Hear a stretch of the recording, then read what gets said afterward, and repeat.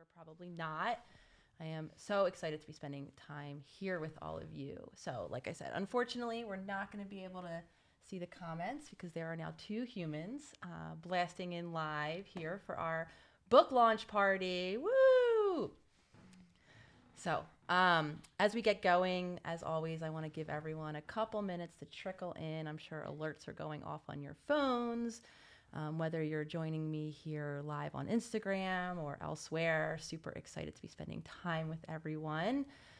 Before we dive into the book, which I cannot wait to talk about, I cannot actually believe that it's living in the world right now. I just want to take a moment, obviously, and express my sincerest gratitude. First, for every one of you out there in the community. When I say that this book couldn't have been done without you, I mean it from the wholeness of my heart. When I made that decision to create the Instagram account, July 2018, I really had no expectation of how many humans would be interested in what I had to say, and it really has been your overwhelming support here that allowed this book to even be possible. So thank you to all the self-healers out there who believe in the work and who are on your own healing journeys. And then, of course, thank you to my team, obviously Jenna, of whom is joining me here today, and everyone else behind the scenes, Faiza, Brittany, Furkan, Kim, Mike, everyone who allows this to be possible each and every day. Again, I couldn't have done it without all of you on the team here helping to support not only this book project, but really all of the work that we put out in the world. So my sincerest gratitude to each and every one of you. And then last but not least, I want to thank everyone who appears in the book. I know I speak a lot about Allie, a near and dear self-healer to my heart, who very graciously allowed me to speak of her journey in this book, and then all of the other incredible humans, and also wanting to share my gratitude with my family who's been very supportive of me speaking out in the world as I have been about my own past and my own healing journey. Those of you who follow my story know that I have had, differing evolutions of my relationship with my family, though they stand by me in support and are very graciously, like I said, allowing us to share our story in hopes of obviously spreading the healing. So I definitely want to take a moment and thank them as well. So before I turn this into an Oscar speech, I'm going to stop with all the support now and turn over to talking about the book. So I'm super excited. Jenna is here with me today. So those of you who don't know Jenna Weekland, she is obviously very near and dear to my heart and near and dear to my team.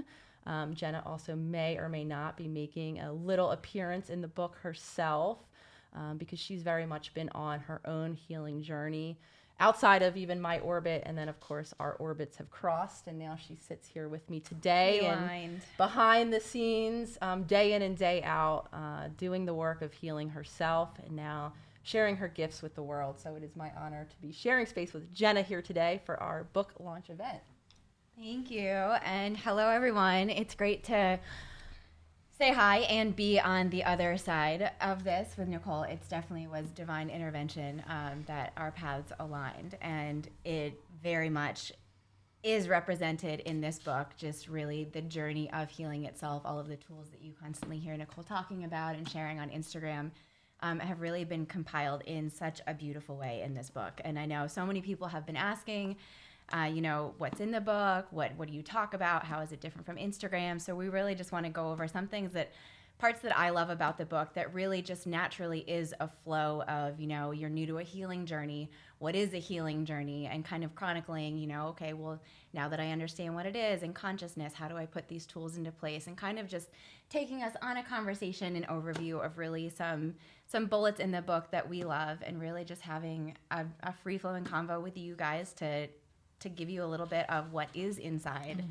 this beautiful book that has been a labor of love. I know personally, too, seeing Nicole pour her heart and soul into this book over the last year has been incredible and phenomenal to see, and to see the love that has gone into it. It truly, truly is, Nicole, too, a masterpiece. So I know your team knows that. So we also thank you.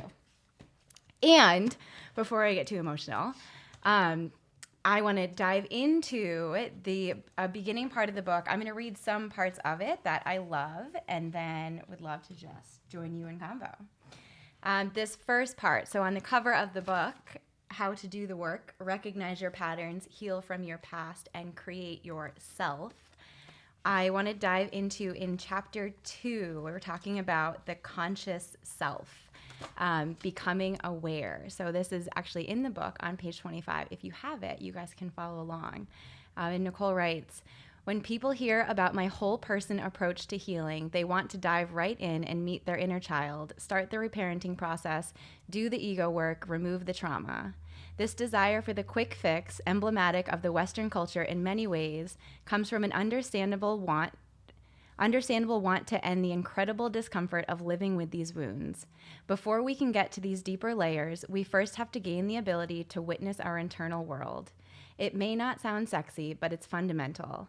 Everything that follows is grounded in awakening your conscious awareness. I love diving into the book in this section because it is very important. I know as we start, when you learn of this healing journey, you just want to do. And I think one of the things here, Nicole, where you talk about, when people hear about my whole person approach to healing and what it is that you really mean by whole person.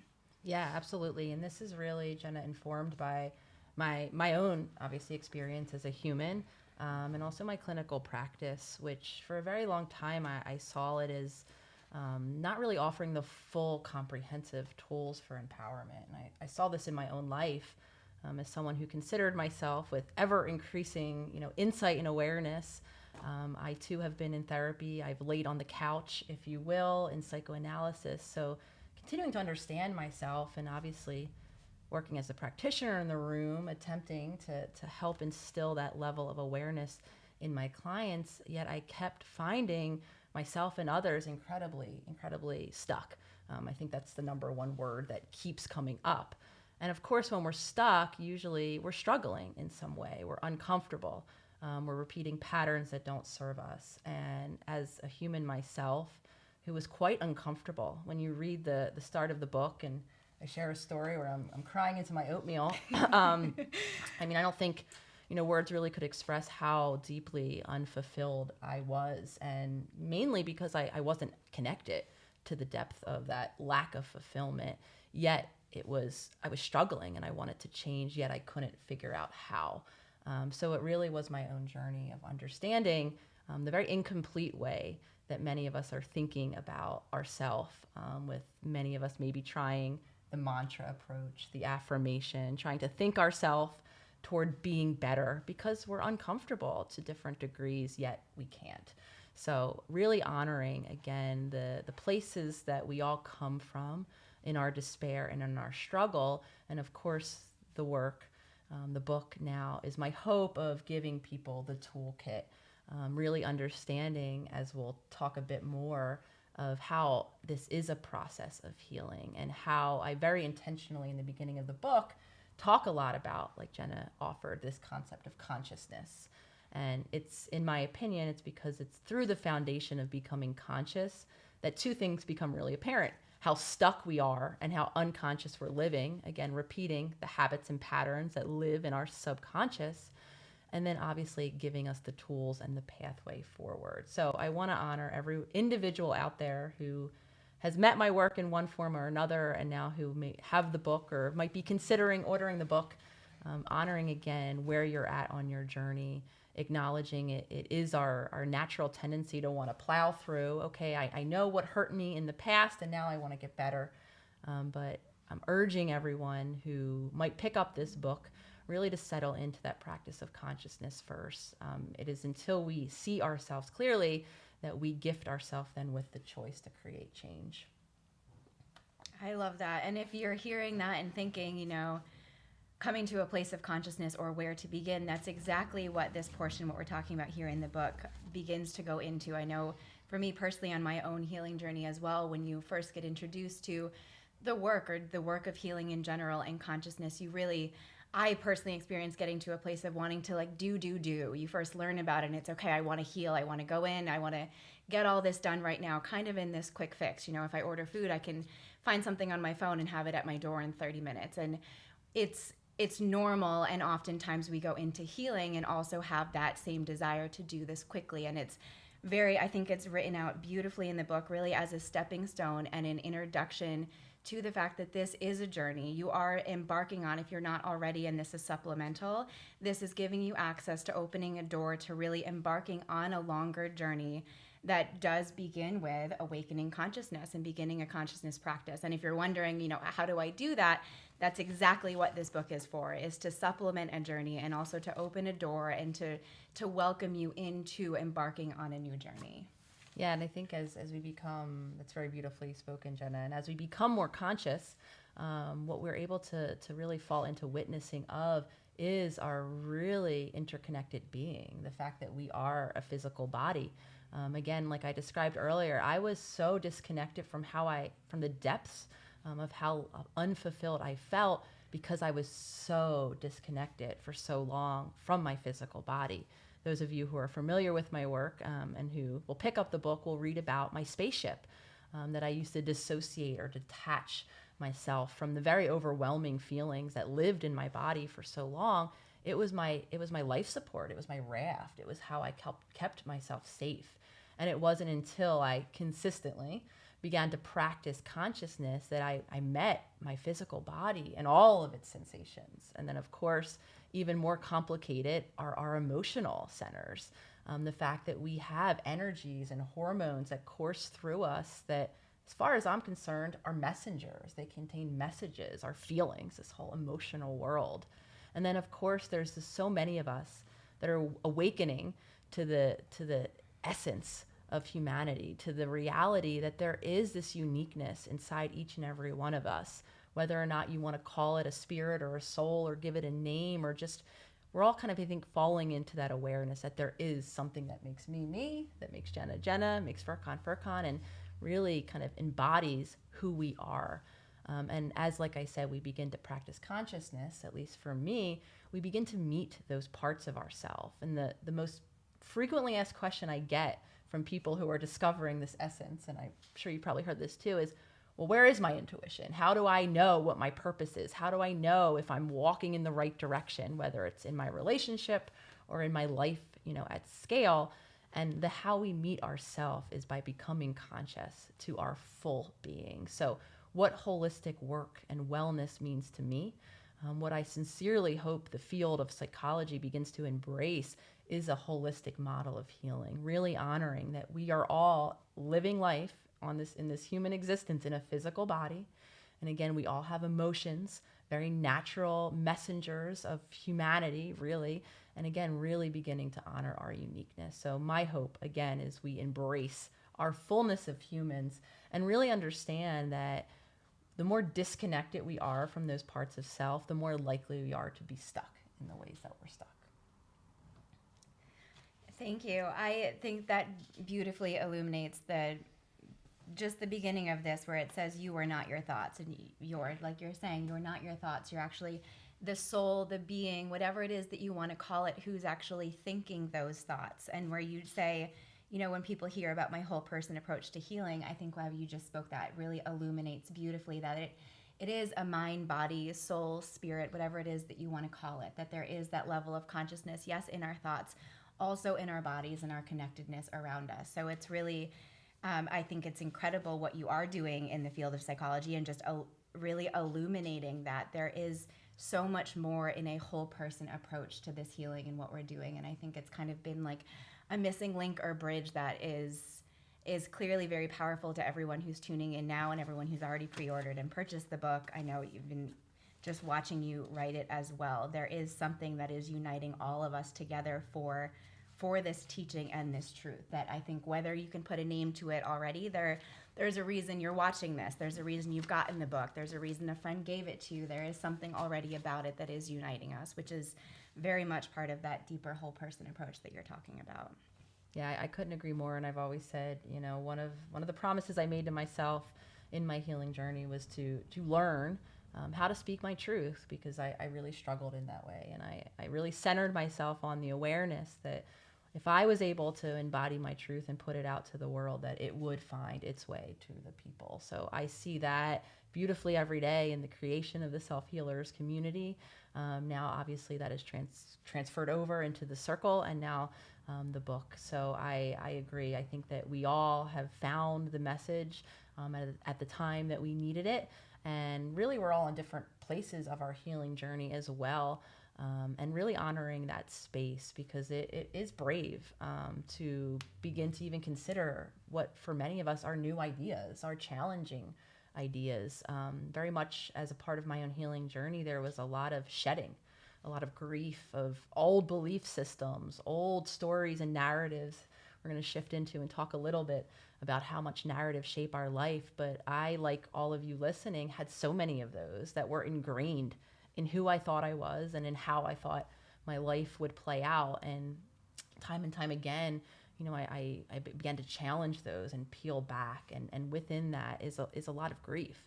So I just want to honor each and every one of you who, like I said, for so many of you, these are new, these are challenging messages, even though I know that you found your way here for a reason. And even just for those seeing the back end of Nicole, and as she's written this book and has evolved in these teachings, seeing you and hearing you talk now about your intuition and finding your truth and that voice, I know since we've converged paths over the last year and a half now, it's been an honor and very beautiful to also watch you embody the work that you're teaching, because I know even now the layers that you're talking about, or the grieving, these aren't like past things. This isn't a one-stop shop where suddenly like, oh, Nicole wrote the book, she's done and she's good. These are things literally on a daily basis. As a team, as now I consider you family, it's a beautiful honor to witness, and also to see that too behind the scenes, going through this work in real time on a daily basis. I've seen you speaking now, and even just your essence sitting here versus how you were on camera a year ago or 2 years ago, it's been really cool behind the scenes to see, like, I think 2 months ago it was like Nicole's new birthday because Nicole had arrived. And it was really just, it's Nicole's truth, and you're really coming into you and speaking yourself. I know everything, all the current events, just everything that's been happening over the last year, you really have taken this and embodied and gone through shedding those old beliefs. And there are still ones in present day now that it's very powerful to watch you work through, especially on such a main stage, and really to have that transparency and vulnerability. I think too is you can also really learn and gain wisdom from the book actually just by watching and listening. So also thank you. Thank you for sharing and for allowing yourself to evolve in front of me, in front of us, in front of everyone. I appreciate you acknowledging all of that, Jenna, and you, everyone out there who follows the Instagram probably wonders how there can be so much content, and it's because we live it day in and day out. And now I spend this is our life, a lot of time with humans who are walking the same healing journey with me, and we can, all jokes aside, there are still challenges day in and day out. I know probably a lot of people do look at, someone like myself. I have my name on a book now with this idea that I am that ideal done. I think that we all look for. It's all good now. I'll be the first person to share with the reason why there's so much content is because there is no done. And I am still very much a work in healing progress. Even those of you who have suffered through my earliest of videos can even, I think, begin to see what Jenna's indicating, all of the evolutions that I am still working through day in and day out. So it is an honor to share my story with each and every one of you on whatever platform you meet my work, and now obviously within the covers of this book, because I do go into aspects of my past experiences that I may not have necessarily shared thus far on any of the social media platforms that I do speak about in the book. So there's a lot of me in this, and a lot of vulnerability. And I'm someone who, on my spaceship, I was very protected from this very vulnerable space. And it is even challenging for me to, knowing that I have such an amazing resource next to me, really in all of my team, there's still so many moments where it's hard for me to ask and to say I'm struggling. So I'll be the first one to acknowledge and honor that I am still on the journey right alongside each and every one of you. And it is truly an honor to be here on the journey with each of you. as you go into the book as well, you learn about, little Nicole and really the journey of Nicole. So there's also, while it's packed with so many tools for healing, it also is so relatable in just relating to your life and you as little Nicole and you growing up as a teenager and into college to where you are now makes it very relatable in a way where I can instantly, I think, no matter where a person comes from, we come from very different backgrounds and yet are still in the same place on a very similar path. And it's that relatability, I think, in your sharing that also gives you such access that this could essentially just read cover to cover like a fiction book, as if you're reading someone's life story. And packed in there are so many amazing tools along the way. One of which I want to dive into. This in particular, this is chapter 6. This is probably, it's hard to say a favorite because the whole book is a favorite. But the power of belief is, to me, such a powerful one that I truly love. So we're going to move a little bit forward from that place, from that sort of stuckness and that grieving. Now that we've recognized needing to dive into consciousness and our past, we're going to look at, on the cover, healing from our past. So we're going to do that in chapter 6. I'm going to read right here from the book. It's been said that we tell ourselves stories in order to live. These stories are often based in our actual experiences, believing we're desirable because we were pursued romantically from a young age. Sometimes these stories, often created in childhood, are never updated and don't reflect our current reality.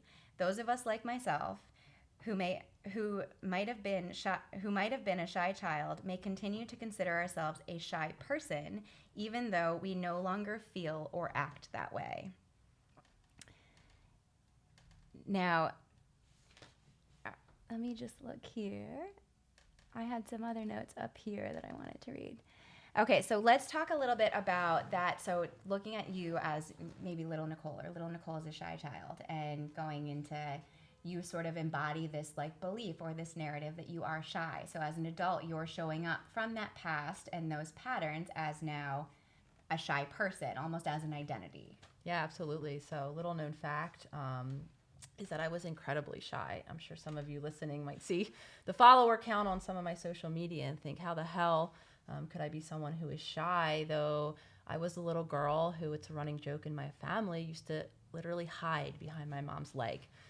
When strangers came into the home, I could be found under the dining room table.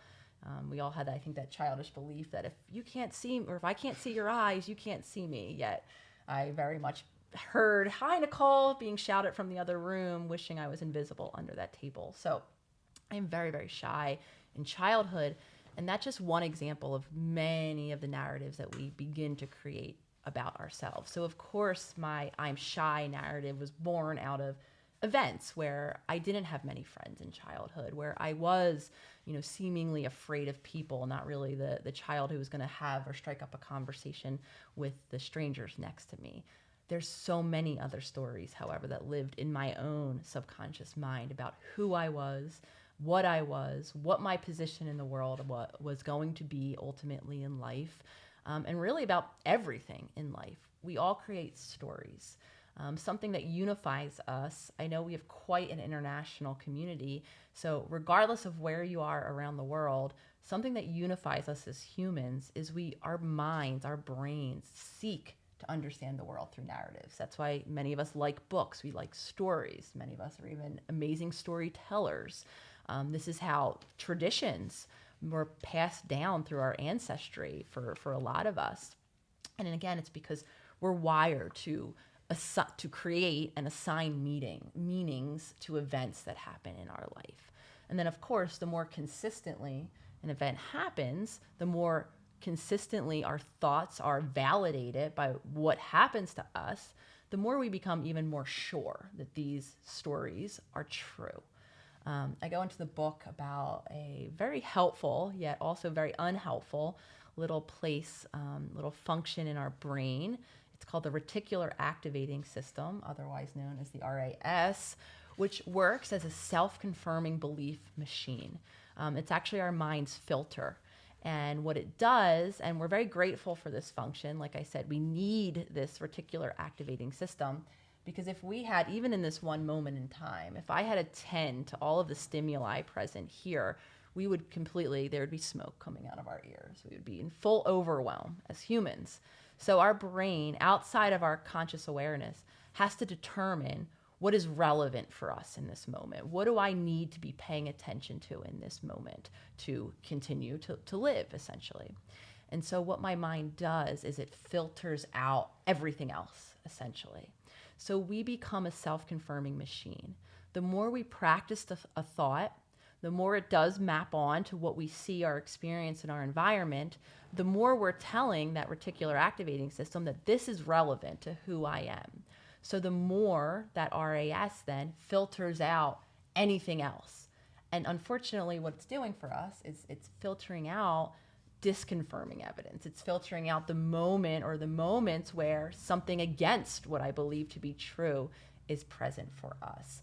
And that's so powerful because little do we know it, and I've been doing this myself, we've been doing this our entire lives. So while I use that example of me being a shy child, that was called into question in my high school years when my mom and I began to be a little less shy. I began to have friends and I began to speak a little bit more in groups, in public. I began to, not be hiding under tables. And I have so many moments where when my mom was met with this new version of me, I would have friends over a lot. I love to have my friends at my house. And my friends would be now responding to not shy Nicole. And they would be, discussing me around my mom in particular, offering how they view me now. And I remember my mom being like, "My Nicole? You're saying that about my Nicole?" And that's just one example of how not only do we get locked in our stories about ourselves, but others around us do too. Obviously, the work of self-healing is to become conscious of what are our stories, first and foremost. What are the ways that we're allowing those past experiences to continue to color our current moment, typically, again, through the meanings that we're assigning to what's happening. And then obviously the meanings that we're assigning to what's happening influences how we feel about what's happening. And those past experiences then that are creating our patterns that do create this belief around ourselves, like you had, your example as a child or that shy child, really growing into that, having it reinforced by the environment around us, it becomes a stronger and stronger narrative with this meaning attached to it, all these stories of our lives that then instills these beliefs. And you talk beautifully in the book, The Power of Belief in this chapter, specifically in the origin of belief. I want to read this paragraph out because I think it is very powerful. And for you guys who are maybe wondering, well, what is a belief exactly?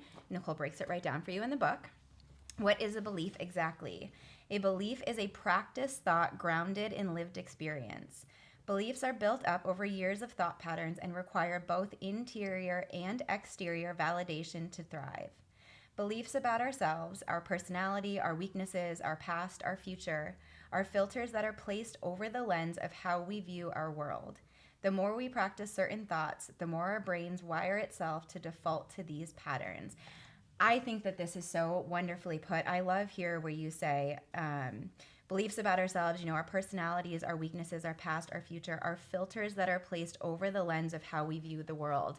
And for me, I'm a very visual person. So when I read this, I think, all those old thoughts, those stories about myself, my personality, my weaknesses, my past, all the meaning I've attached to them, every single one of them is kind of like putting on a pair of sunglasses and putting on another pair of sunglasses and another pair and another pair. So now I'm suddenly sitting here as Jenna, but I have all of these layers of lenses in front of me from all of these past stories and beliefs about myself that actually in the book, Doing the Work, allows you to recognize and then break down and remove each of those one by one until you are left with your actual true self. Yeah, it's such a beautiful, I love your visual examples. I wish I had a bunch of glasses. Jen always paints beautiful pictures. I'm very visual. For me as well, and as another visual human, I love her how she paints that. That's exactly what the case is. We are coloring our experiences. And like I said, typically what we're having the emotional reaction to is the meaning that we're assigning. So those of you who will read the book, read about one of my core narratives. So shifting away from me being a shy person, one of my narratives that my subconscious revisits time and time again and likes to paint over pretty much everything that could be happening in my current experience is this deep belief of me not being considered. That's the language that my mind has applied to pretty much a multitude of experiences. And all roads I've come to realize as I become conscious. So let's build on this foundation. Usually taking the steps, becoming conscious that, again, we're in a physical body and that we have mental thoughts coloring our day in and day out. The more we're a witness to that, the more we can see these narratives as they take hold. And then, for instance, as I learn how to be a conscious witness to myself in daily life, I can begin to visually see, if you will, the themes that my subconscious continues to offer. And I speak in the book about how this really is laid down in the hardware of our brain. I'm sure by now many listeners have probably heard the statement, neurons that fire together, wire together, where that's all happening, in our brain. Neurons are firing and wiring each and every second, even all day long. And what happens is the more we fire certain networks, the more we're pumping up like iron, we're getting those networks ready to be our predominant way of narrating the world. So what I came to witness as I watched my own thoughts, so anyone out there wondering, well, how do I know? How do I know what my narratives are? We learn how to witness our thoughts. We learn how to drop in and see those in real-time narrations. And then typically you tend to see the stories that you tell yourself. So back to my most frequently visited story was I'm not considered. So I'll use a general example. I text Jenna. Jenna doesn't respond to my text. If I see her lack of response, and if I allow my subconscious meaning, which it's primed to offer, oh, well, that's because Jenna doesn't consider me. So likely in that moment, I might feel a million different things. I probably feel some version of hurt or upset. And then typically what I might do next is the thing I always do when I'm hurt or I'm upset. So for me, that's one of two things. I ignore you and act like I don't care that you're ignoring me, until, of course, I can't ignore you anymore. And then sometimes I erupt, I scream, I yell, and I ask you, why the hell? What's wrong with you? Now, that could go a much different way if, same event, I text Jenna, she still doesn't respond to me for whatever reason. If I make space in that moment and say I don't offer that narrative of, well, she's not responding because I'm not considered. What if I offered a narrative of, she's not responding because she's busy doing something else, a simply objective alternate version of what could be the case in that moment? Obviously now listeners can probably imagine if I acknowledge that something else might be causing her attention to not be on my text in that moment, as opposed to her lack of consideration for me. Now, of course, you can understand that I might allow a different feeling, and then I might allow myself to respond differently in that moment. So what I saw for myself, again, is I tended to revisit narratives. I tended to color my daily experiences with the same version of what's happening without really fact-checking, without seeing if that's the case. And when we do that, that's one of the ways that we become locked. So our beliefs, right, operate down to the hardware, down to how our brains are wiring and firing. Then they kind of nudge our reticular activating system and says, here's the script that we care about. Kill anything else, 86 it, for those of you who are in the serving industry, right? And then we marry along, continuing to strengthen those narratives about ourselves. So anyone listening, like I said, the foundation of consciousness, not only does it allow us to connect to our body, to our physical selves, to our emotional selves, to our spiritual selves, and all of the needs that we have that are ever changing in any of those areas, as we begin to turn that spotlight of attention to our mental worlds, you'll begin to see for yourself, what are those narratives that are coloring your daily emotional reactions and then the typical way you respond? And are any of them up for modifying? Can we begin to change? Can we update? Can we begin to create space for some new feelings? And then, of course, for some new responses in the world. And I think it's really important here to remember, too, everything you're saying is so powerful. And I can see, if even just now, and as a viewer on the other side, wanting that immediately, and to continue highlighting that, you didn't just snap your fingers and get here overnight. It's not like you woke up and thought, oh, I assign meaning to these stories. Okay, cool. Well, then if I don't text Jenna, or if I text Jenna and she doesn't write back, I'm just going to choose to have, a workable meaning around it. That's not necessarily the case. It is important to remember here that this is a journey. This is a practice. You mentioned something earlier that had me think, when you go to the gym, if you're new to going to the gym or you're embarking on a new strength training journey or you want to get stronger, you don't go and begin lifting the heaviest weight first. You likely won't be able to lift it. And this practice is much like that muscle where you're going through continuously in small ways to build that muscle, to practice first that layer of consciousness, simply observing, being able to see that you have thoughts and that you're not actually the thoughts themselves, yet you are thinking it. When you first have that awareness, then you're able to be in the position that Nicole's speaking of these narratives where you're able to watch them. You're able to watch your thoughts go by, and then able with practice to strengthen that muscle and then begin to get to a place where you actually can choose the meanings that you're assigning narratives and choose something that works for you. And if you're hear that and think, okay, well, great, how do I do that? I do want to show you at the back of every chapter in the book, there are actual exercises for you tools for you to take the context that you've learned in the chapter, the tools that you're learning, and then actually quite literally put them into action. You could write them right here in the book. So every time you're introduced to something or everything that Nicole just shared with you, she's then also so wonderfully at the end of that chapter created a space for, in real time, here are some prompts for you to actually embody and put that work into action. So you're already set up right away to begin practicing strengthening that muscle. Yeah, thank you for that very beautiful reminder, Jenna. Then I'm going to second that and offer, don't expect to believe new things about yourself overnight. Don't expect for all of everything that we've been practicing day in and day out to change. This is why for a lot of us, mantra work, affirmation work, this idea of just think a new thought doesn't actually work because our whole subconscious mind, here I'll paint a picture for us all, like Jenna is kind of rolling its eyes. It's saying, yeah, okay, that's actually not what I believe. Why would I believe these things? All of my life and probably every moment I'm living in right now is showing me evidence of otherwise. So it really is, and that's again why the book is even titled How to Do the Work. We know that our brain is capable of incredible change. We are gifted with an actual neuroplastic body, for all I'm concerned. Our brain can change. Our whole body and the way it functions can change. However, we need to do the work. We need to practice the consciousness. We need to see how we're coloring all of these old narratives past or painting it over what's happening now and begin to do that less. Before we can begin to even give ourselves the opportunity to believe something new about ourselves. And of course, I'm speaking from the other side of, like I mentioned earlier, peeling back layers of belief, really challenging myself, and then giving myself the opportunity, the gift at having a new experience. Because you'll probably have maybe heard me speak this, and I'll speak it right here again. In my opinion, the lived experience, wisdom, is our greatest teacher. So I can say until I'm blue in the face and write a book about how do I change beliefs? How do I, show myself that I'm now this transformed human?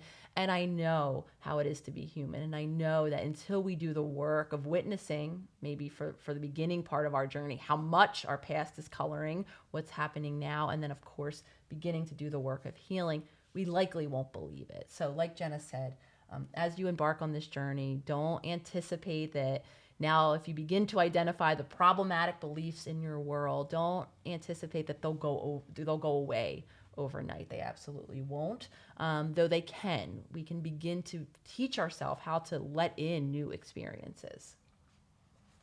And that wisdom that you speak of, that inner wisdom, really, it glows from this book. And that same wisdom that Nicole is talking about is also in each of you. It's in each of us. It actually is connecting us. And this book gives you access to really kind of opening those doors, peeling back those layers so that you're able to hear your intuition. You're able to tap into that own wisdom yourself. I know I have a tattoo on my arm even that is wisdom. And that's been something that maybe to me is just like my heart that's been guiding me all along the way. I think you'll see that in this book, that everything, all these tools, all the context, everything that is in the book and then gives you tools to put into action, really is bringing you back to yourself. And the beautiful thing about that is highlighted so well in the book is that yourself is also who you begin with. You're not searching for something far out there, creating something that's not in existence.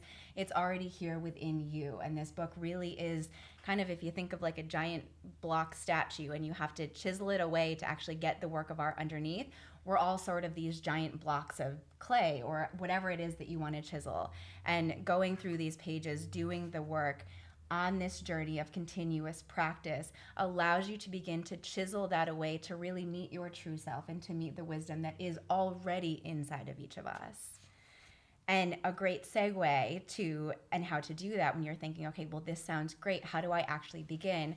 One big thing, you hear Nicole talk about a lot, it's in our work in the circle a lot, is reparenting the inner child. So I want to touch just a little bit before we wrap up. Towards the end of the book, this is, I think, chapter 11 is reparenting. I'm going to read you guys the definition of reparenting in the back from Holistic Psychology terms. The practice of relearning how to meet the physical, emotional, and spiritual needs of the inner child through daily dedicated action. I know you could speak for days on reparenting, so I'm going to segue this to you, and then we'll go into the 4 pillars. Yeah, I love that you're piggybacking, and your segue was, really honoring the usness, the fullness that we all each have inside of us. Very much, very intentionally when I created that self-healers hashtag, it was really with the hopes of being a living reminder that we are all whole. So anyone listening that's living maybe in repetitive patterns, stuckness that's not serving them, my hope is to be a messenger of hope.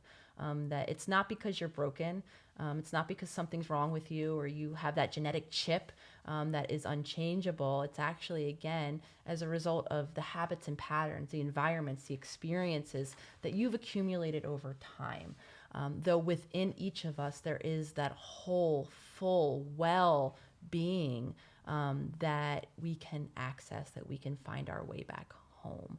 A lot of the reason we're so disconnected, whether it's from our physical bodies, our emotional bodies, or our spiritual selves, is a result of what we were taught, what was modeled to us. Our very often well-intentioned caregivers' best attempts at raising us, at showing us how to be human, essentially. And I urge us all to acknowledge the humanness of those that came before. We are only able to teach or impart to others that which we know ourselves. And for some of us, a lot of this is generational. A lot of us and our caregivers and our generations before us were under such insecurity, such scarcity that physical survival was all they really could focus on. Obviously, circumstances have changed for some of us, though not all of us. Though the point being, we are all limited by that which our caregivers modeled, because we understand, or at least I believe, that everything we learned in childhood around how to care for our physical bodies, our emotional selves, our spiritual selves, was imparted to us by these incomplete humans themselves. So I talk a lot about the process of reparenting, which is honoring the fact that many of us are living in daily habits that don't serve us.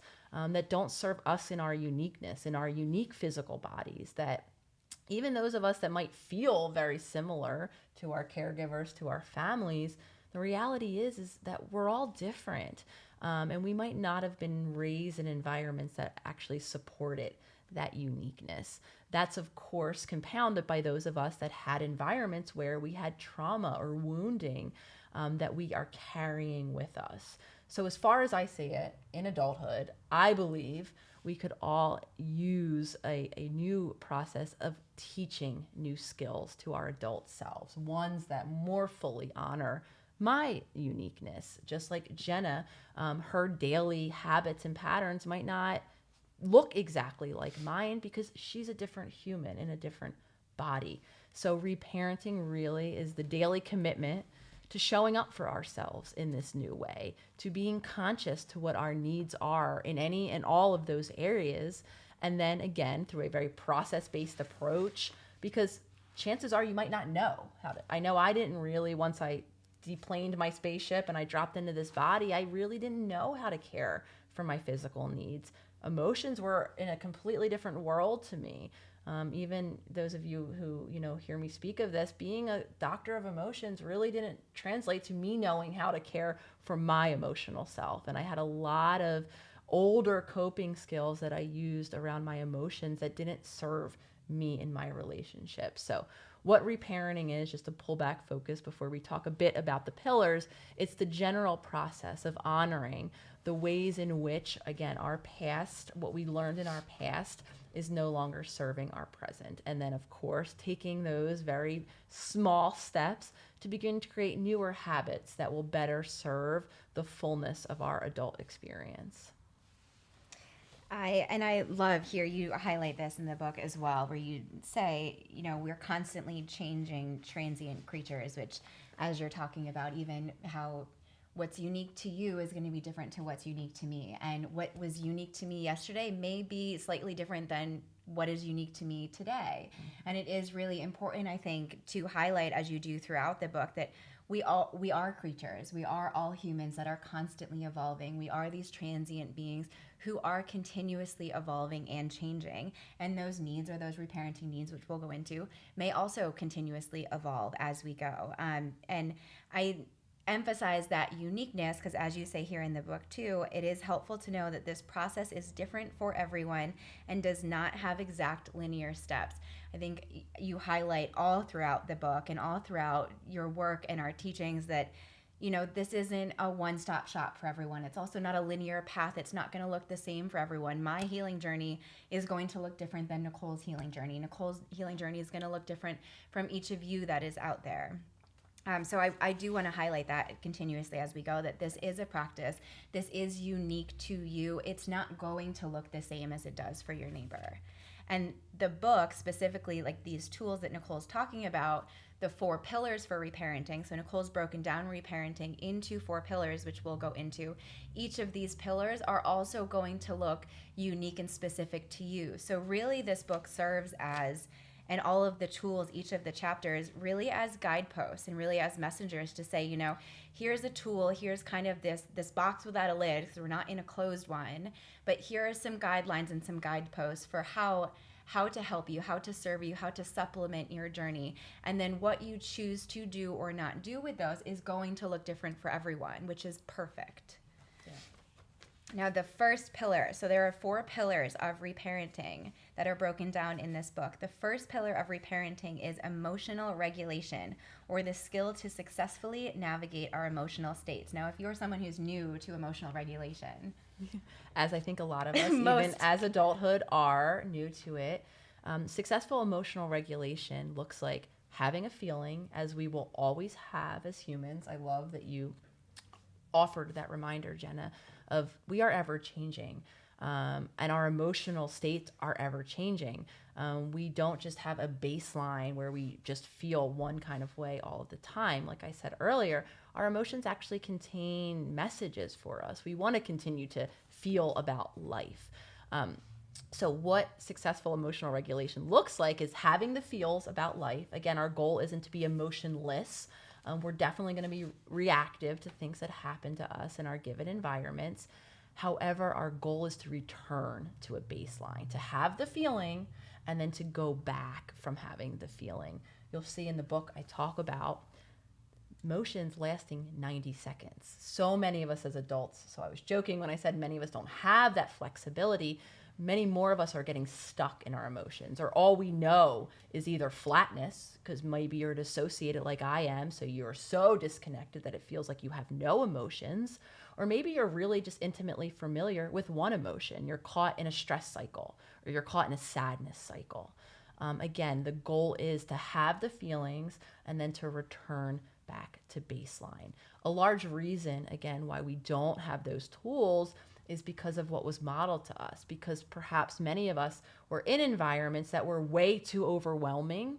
So we did what we all do. We adapt. We find the way to make life as tolerable or as bearable as possible, yet we don't maybe develop the more complete set of tools with how to navigate our emotions. So again, the goal for emotional regulation is to have my feelings, whatever they might be, honoring also that they might be different. Jen and I could live a moment and I could have a reaction emotionally that she doesn't have in that moment. The next goal is to offer those around us, our relationships, the space to have their own feelings, to express themselves, and then obviously the safety to return back to their baseline. So the gift we want to give our relationships not only is our emotions, being vulnerable, being honest. Like I shared earlier, I'm still working on how to express in emotions, how to allow others to hold space for my emotional states. And then the gift we give our relationships is by doing the same, by allowing other people to express, by me holding space for Jenna when she does have a reaction to something that might not bother me, and to allow her that room to express, and then, like I said, return back to safety. So while it's not linear, there are many tools in the book with how to get started, how to begin to learn how to navigate our emotional worlds, because I think it's pretty safe to say many of us are functioning in our relationships not having that flexibility, not either being connected to our own emotions or not feeling safe around others when they're having their own emotions. And something just to note here too, as Nicole's talking about, or even using us as an example, it's not always comfy. It's still, even on a daily basis, I sometimes will still struggle to allow Nicole to hold space for my emotions. Or if I'm going through a reaction, this happened, I'm human. So I will get reactive to some things. I will get stuck in an emotional cycle. And Nicole is very wonderful at holding that space. And I notice how uncomfortable it is for me to allow another person to hold that space, because I'd rather go through my cycle. That's what I'm programmed to do. I'd rather stay stuck in that. So it also is, it feels a bit exposing, or it can feel a bit exposing and uncomfortable to allow someone else to hold that space for you as you do begin to regulate your own emotions. Also being the one holding that space. Once you're able to allow another person to do that, if I'm able to allow Nicole to hold space for me, if I'm able to put myself sort of in that exposed, I feel like I'm naked in front of a crowd and feeling really seen. Once I'm able to do that and sit through those uncomfortable feelings, I know then I'm also able to hold that space for Nicole and for those around me. So it does first take me being able to do it myself before I'm then able to do it for others. So again, it's this building block of this theme of always going back to self, going back to you, as your journey really truly does start with you. Reparenting is going to start with you and reparenting your inner child. The second pillar of reparenting, I'm looking at the clock because we could really talk about this all day. But I do want to go through the second, third, and fourth pillar since we've already started this. So the second pillar of reparenting in this book is loving discipline. This pillar involves creating boundaries with ourselves that are maintained over time. Yes, so loving discipline really, again, applies to any of those three areas around self-care of our physical bodies, around our emotional resources, knowing when we're tapped out, when I can hold space for someone else or when I can't. And again, holding space for our own selves spiritually, building in the practices that allow me to reconnect. So what loving discipline is the not only setting of the intention to create those spaces, those moments of reconnection for myself, but holding myself to it. Knowing, right, because a lot of us, and I'll speak for myself, be the first one included, is I got so good at not acknowledging my needs. I got so good at looking at how I needed to show up for everyone else in my life, that holding myself in that space and keeping those intentions and practicing that loving discipline where I acknowledge that, no, I have needs, and that I needed to work through the discomfort of honoring those needs was an act of loving discipline. So for many of us, we can maybe take the other road. We can not be loving. We can be our own worst critics. We can hold ourselves to almost tyrannical standards.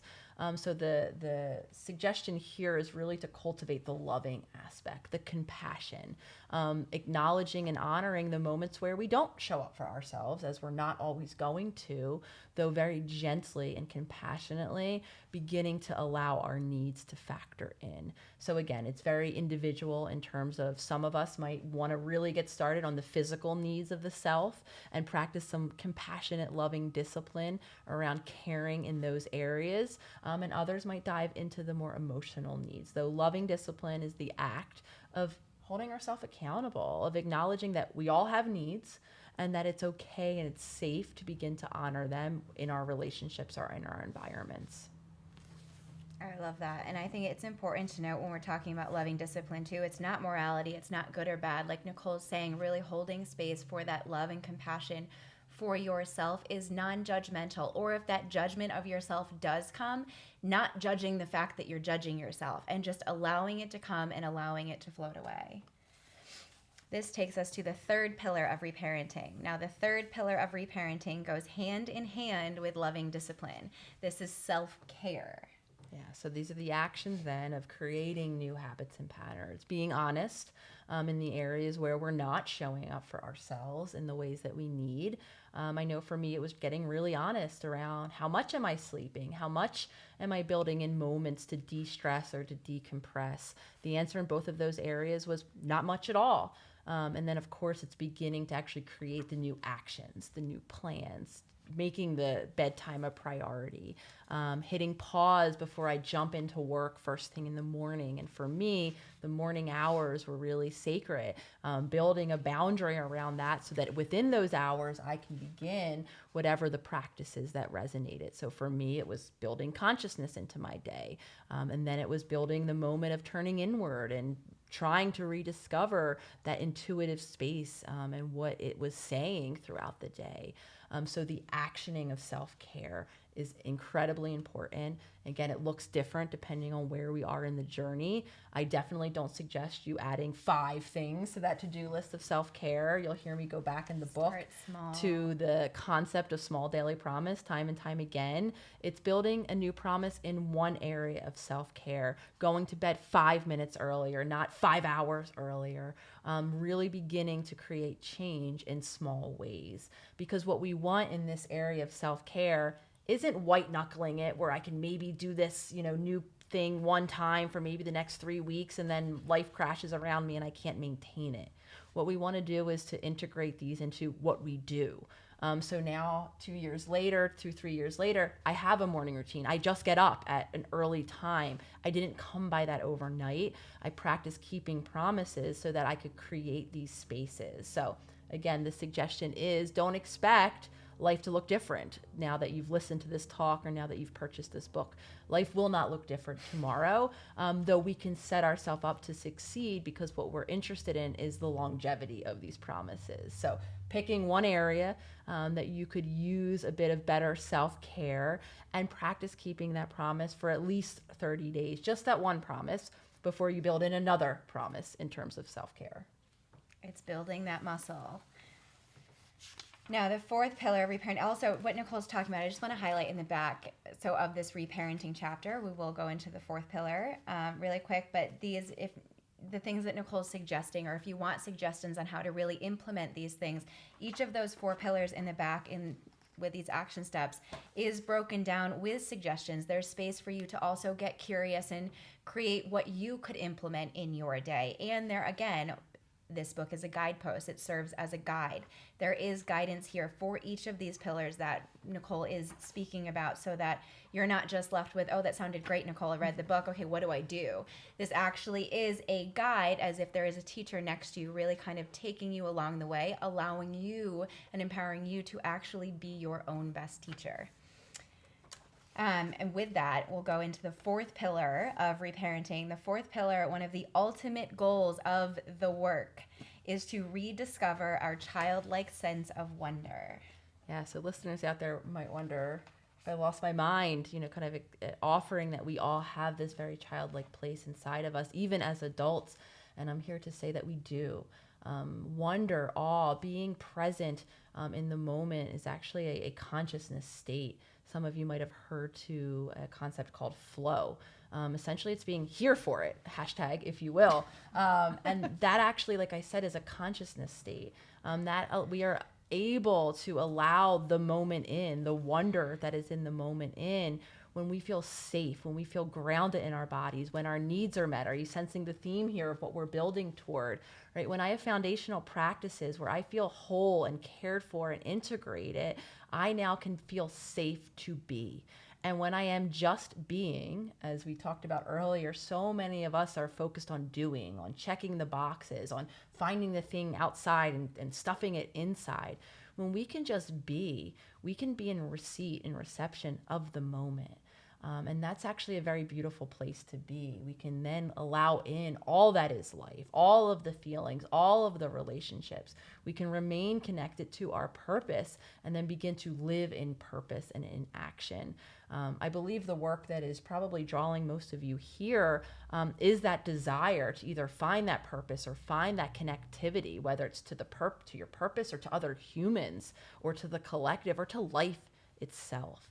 And the way back is by doing the work, by being foundationally grounded to your whole self. And when you're safe in your body, when you're meeting your body's needs, when you're meeting your emotional needs, and when you're in connection to that spirit or that essence, you are in that state of wonder. You are in receipt of whatever is available to you in that moment, and you're in the position, you're in the embodiment of your self-expression. And in my opinion, that's why we're here. We're all here to do the work of healing, to do the work of changing not only ourselves, but I mean, this might sound a pretty grand, idea, but changing the world around us. And it is through being in that childlike state of wonder. We don't lose access to it. Life is here in this moment. And the more of us that can embody this moment fully, and then create the space for everyone around us to embody their true selves, that is, in my opinion, how we create the change that we're all looking for. I obviously will echo that entirely. It can sound very broad to say, oh, well, you're out changing the world, and you actually are. Everyone who's listening, Nicole being here, my being here, Furkan behind the scenes here, each of us doing that first with ourselves, us being able to come home to ourselves and that self-expression. I know Nicole used the term, our purpose. Everyone's searching for their purpose, and it becomes a very stern, like, what's my purpose? And it's really important here, especially in this reparenting section. This fourth pillar is really beautiful, that coming back to that childlike wonder is actually just coming back to your true self-expression, which it is a dynamic of spontaneity, of joy, of imagination, of playfulness. Purpose is your connection as your true self and your self-expression, which is play. And when you're able to be and to be present in that childlike wonder, in that playfulness and authentic self-expression, that in itself is what ripples out and changes the world. The world is not going to change if each of the individuals in the world stay stagnant and do nothing to evolve or transform, which thankfully, just by nature of us living and breathing, we are doing every day. As you said beautifully in the book, we are transient creatures who every moment, every breath, every second of the day are constantly evolving. Yeah. Such a beautiful, I think, place to end and reminder. And just like I said, I want to honor each and every one of you who are curious about what for many of us is new information. I do think in terms of that grand scale, I do think that we are all here to do something bigger. And I know that we can hate all the technology that surrounds us these days, though what I know one byproduct of that for so many of us is the ability to live in purpose. We're not stuck in the systems necessarily as we once were. There's new systems being created around each of us and new tools to create new systems where they don't yet occur. So again, when I talk at scale like this of changing the world, I really am connected to that as being the purpose, because when we live in purpose, one of your beautiful analogies, Jenna, that I always like to share is the puzzle piece.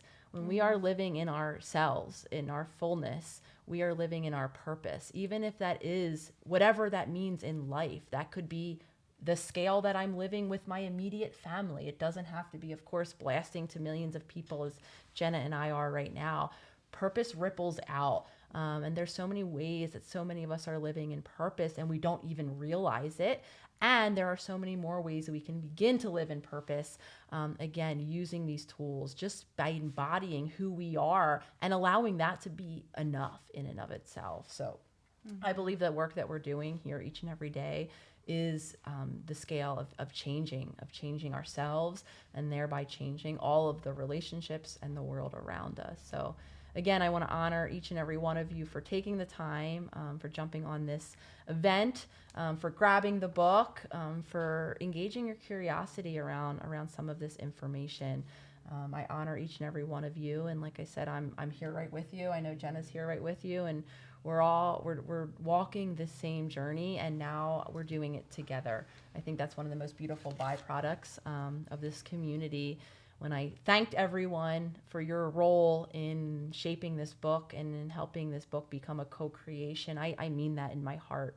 It's through the safety that I continuously feel of being able to self-express in this way, knowing that I have humans that honor me and hold that space for me to allow me to share my thoughts and my opinions and my beliefs and my journey. I am indebted to each and every one of you, because it's through that safety that I didn't have in my past relationships that continues to allow me to embody this work and to share it with each and every one of you. Are we still live? Yes. Yeah, we're still live. I'm just getting the book because I know that we have here's the book gift that I want to. We do have a book to give away, and for those of you, whether you have the book already or you don't know the book, this, Nicole, like you're saying, really, I know we got into this theme of changing the world, and I think I want to illuminate again, by nature of us all being here, we are each changing the world right this second, whether we want to or not, whether we're doing it consciously or not. And for someone who's already on a healing journey or embarking on one or just has sheer curiosity, this book really is an open door to giving someone access to consciously choose and to have the tools to learn how to consciously choose how you, in fact, want to impact yourself and your life, so that you're actually making a conscious choice in the transformation of the world, because it is happening around us, whether we're aware of it or not. And as much as we love this book, we also have been giving loads and dozens, I think hundreds of these books away to different organizations, different people, different book clubs and groups.